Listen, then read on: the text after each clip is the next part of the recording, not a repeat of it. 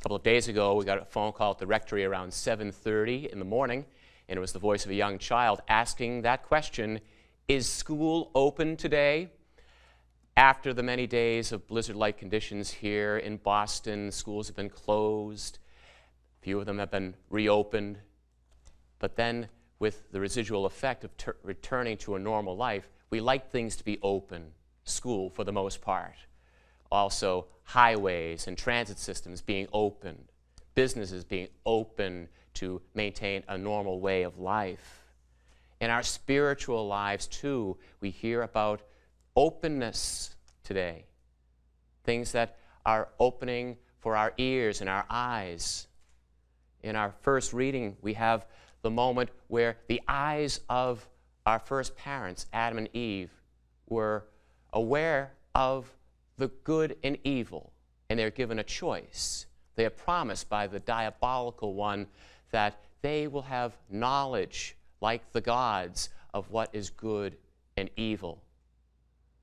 And in our gospel today, we hear that beautiful story of Jesus Christ, who recognizes not only the physical ailment of the deaf-mute, but also the spiritual reality, the ears that are once opened, as a reminder that what was lost at the fall at Adam and Eve are so slowly being restored.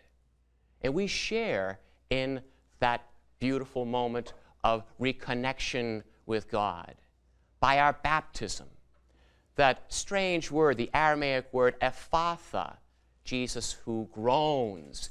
And one commentator said that why Jesus is groaning in the gospel is that he is lamenting the fall of our first parents, and it is his mission then and now to restore that friendship to all who want to hear God's voice and to see God's presence in the world, seeing and identifying the good and the evil, but then choosing the good, avoiding evil.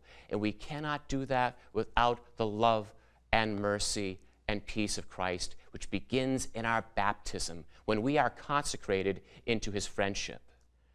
In the baptism rite, there is that moment called the ephatha, where the priest or the deacon touches the ears and the mouth of the newly baptized child and says the following: "May the Lord soon touch your ears to hear his word and your mouth to proclaim his faith, to the praise and glory of God the Father."